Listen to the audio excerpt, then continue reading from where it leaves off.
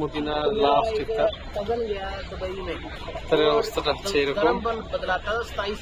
এবং আজকে আমরা বসেছি মসজিদের নববীর প্রাঙ্গণে, যে সামনে যে ফাঁকা জায়গা রয়েছে সেখানে বসেছি। আলহামদুলিল্লাহ, এখানেও যেখানে বসেন না কেন আপনার ইফতারের কোনো অভাব হবে না ইনশাল্লাহ। দেখেন এখানে অনেকে বসছে, যদিও এখানে আজকে এখান থেকে যে সবুজ গম্বুজ সেটা দেখা যায়। আলহামদুলিল্লাহ, এখানে বসে আছি।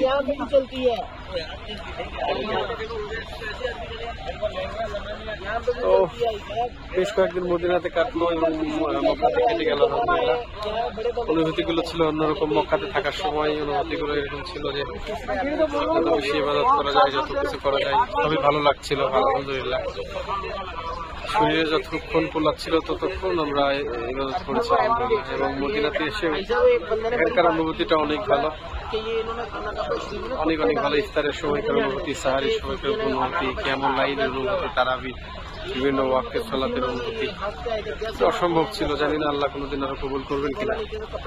আল্লাহর কাছে আপনারাও দোয়া করবেন, আমিও দোয়া করি ইনশাআল্লাহ, যেন আল্লাহ তাআলা বারবার, শতবার, হাজারো বার যেন এখানে আসার জন্য আমাকে কবুল করে দেন।